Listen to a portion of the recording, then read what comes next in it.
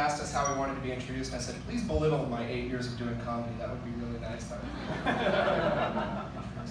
I just got back from Japan. The country did not stop being weird while I was gone. Presumptive Democratic nominee Joe Biden got in front of the Asian and Latino coalition and told them that poor kids are just as bright and just as talented as white kids.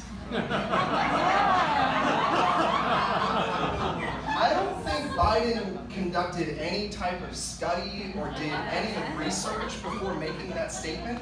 I mean, what does Snopes give that statement? Because it makes it sound like all the money I'm putting into my child's education seemed totally worthless if he's going to end up no more talented than a poor kid. That doesn't make sense. So clearly I'm going to have to vote for the other guy. Say what you want about him, you will never hear him suggesting that poor kids are as bright and talented as white kids. You know where he stands. So yeah, I just spent the last 3 weeks telling jokes all across Honshu. Not at shows or anything, but my son laughed at a few of them. Not the Biden joke, he thought that one was a little racist. He's very woke. It's San Francisco, I gotta say, these kids, he lost his fragility at age 10. I didn't lose my fragility until I was 30, and I had to go to a professional. My son lost his fragility at school. Kids in San Francisco, they're so woke, they rebel against their parents by going off and getting themselves vaccinated. It's not different times. But traveling with the family's fun. I love traveling because you go through airports. Airports are heaven on earth if you have a foot fetish. Because you see a beautiful woman, your immediate thought is, I want to know what she looks like with her shoes off. So I'm going to stand in this line. But Dad, we're leaving out of the international terminal. It's okay, it's okay. No, Dad, we're just going to have to go right back through security. I said it's okay.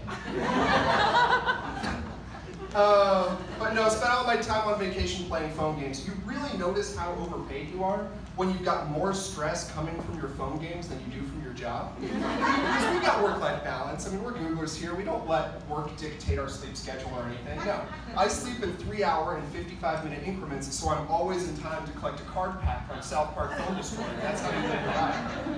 There's no beach mode for these phone games. I got kicked out of the finger bang team for not participating in Team Wars. You know what happens if you miss a deadline at Google? Oh no, I'm so sorry. Here, you go take a massage. We'll call it a 0.7.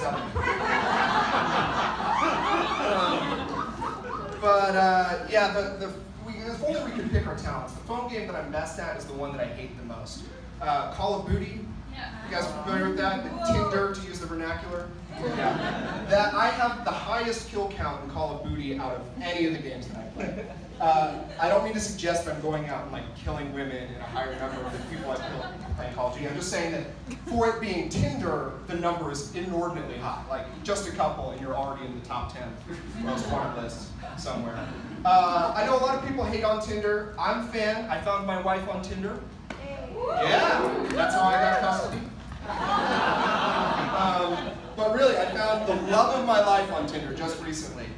And I did the smart thing. I didn't waste a super like on that. She was way out of my league. Instead, I've kept the app open, and I've been driving around the city using the distance to triangulate her location. And I'm down to like a 2 or 3 block radius. I've really figured this out. And I know she's got a dog, because she's got a dog in like 3 of these photos. So I've signed up for Rover, and I've just been walking dogs around this neighborhood. And I gotta say, she clearly could do a better job of taking care of her dog, because I've been up and down the hills of this neighborhood day and night for weeks, and I've never seen her out there.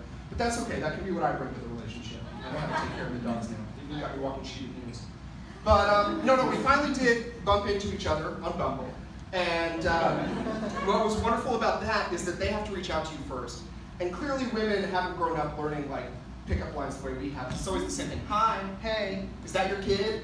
It's like, do you know how you would react if I walked up to you in the supermarket and said, hey, is that your kid? You would call the police. I know. But she was different. She was like, who's your favorite author?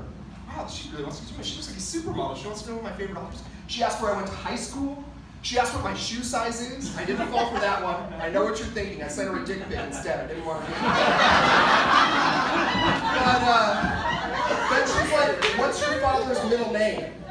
And then I knew something was wrong. Clearly she didn't appreciate the dick pic. All right, you guys have been amazing. My name is Dashiell Renaud. Give it up for your host, Darren Busey.